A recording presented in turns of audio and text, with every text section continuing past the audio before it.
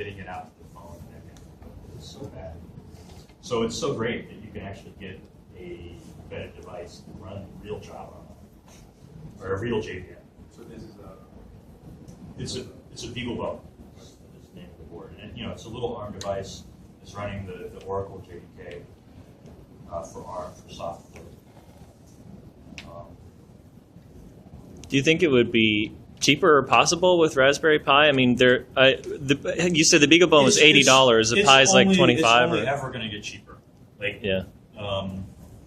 The hardware is just like cracked, especially these little ARM things. There's another one out that the Cubby board, which is it's kind of a similar kind of thing. It's only ever going to get cheaper. Sure.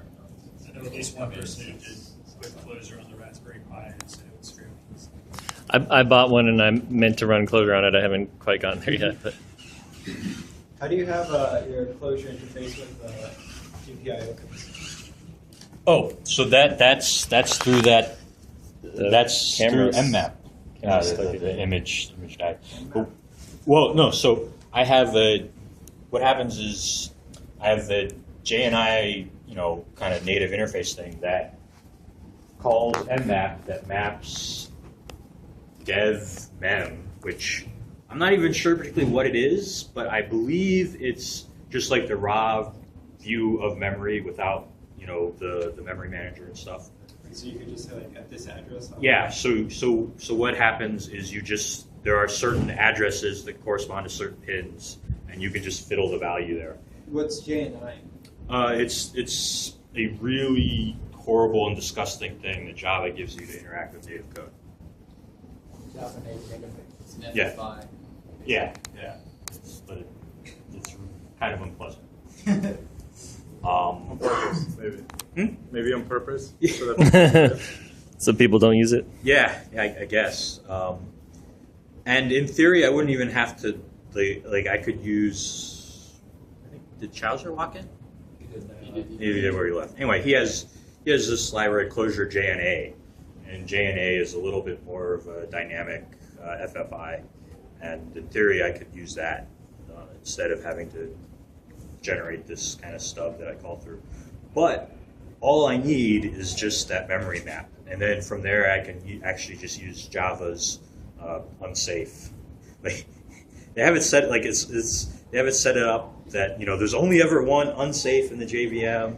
You can't instantiate another one, but then you just use reflection to grab the private field where it is, and then you can fiddle with memory as much as you like.